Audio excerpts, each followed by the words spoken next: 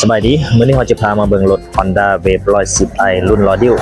ใหม่ล่าสุดปี 2025นั่นเองผมสวยงามใหม่ล่าสุดสำหรับรุ่น Rodial ปี 2025เพิ่นจะผลิตมาเพียงแต่3สีเท่านั้นเนาะ1ก็จะเป็นสีดำเขียวนี่2มาจะเป็นสีแดงดำ3มาจะเป็นสีฟ้าดำตามที่เราเห็นเลยตัวนี้ผมสวยงามลายใหม่ปี 2025 สติกเกอร์เบิ่งรายละเอียดนำกันตัวนี้จะเป็นสีแดงดำตัวนี้แล้วจะเป็นสีฟ้าดำ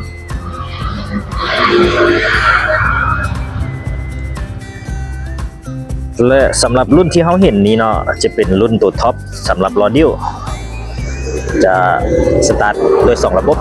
ก็คือ1ก็คือจะเป็นระบบสตาร์ทด้วยมือเนาะแบบนี้เลย2มาจะเป็นระบบสตาร์ทด้วยการยันเอาสตาร์ทด้วยเท้านี่สามารถสตาร์ทได้2ระบบนี้และสำหรับหน้าจอแสดงเนาะก็คือจะเป็นหน้าจอแสดงแบบกึ่งดิจิตอลกึ่งอนาล็อกนะคือตัวนี้จะบอกไฟสถานะต่างๆตัวนี้ไฟเลี้ยวซ้ายเลี้ยวขวาตัวนี้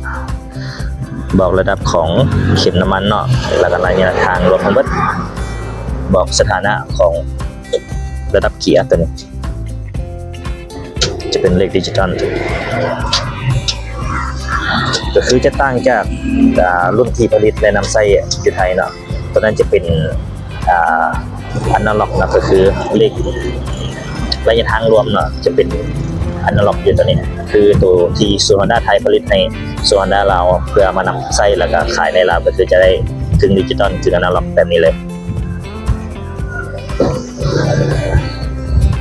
ทรงสวยงามเลยเนาะตัวนี้รุ่นใหม่ล่าสุดสติกเกอร์ปี 2025สำหรับไฟตาจะได้เป็นไฟตาแบบ LED ตัวนี้ส่วนว่าไฟสัญญาณซ้ายขวายังเป็นไฟแบบดอกลอดทั่วไปตัวนี้จะบ่แม่น LED เนาะเช่นเดียวกันครับทางด้านหลังก็คือจะเป็นดอกลอดทั่วไปตัวนี้แต่ยังบ่ทันแม่น LED มาเบิ่งกันที่กล้องบ่สำหรับตัวกล้องบ่สำหรับใส่เครื่องเนาะหรือว่า U-Box ตัวนี้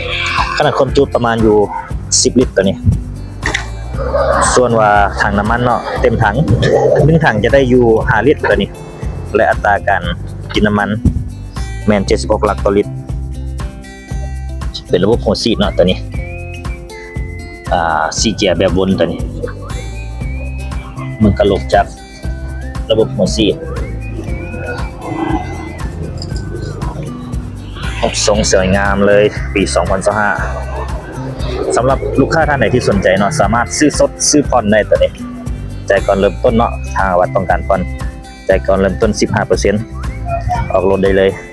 ใส่เพียงบัตรประจำตัวหรือว่าสมุดครัวก็ได้ตัวนี้บ่ต้องใส่ผู้ค้ำประกันได้ทั้งคนตั้งแข็งและก็คนนครหลวงสำหรับดอกเบี้ยเนาะดอกเบี้ยต่ำสุดแม่น 1.89 ตัวนี้ลูกค้าท่านใดสนใจสามารถติดต่อเข้าหาทางห้างได้เลย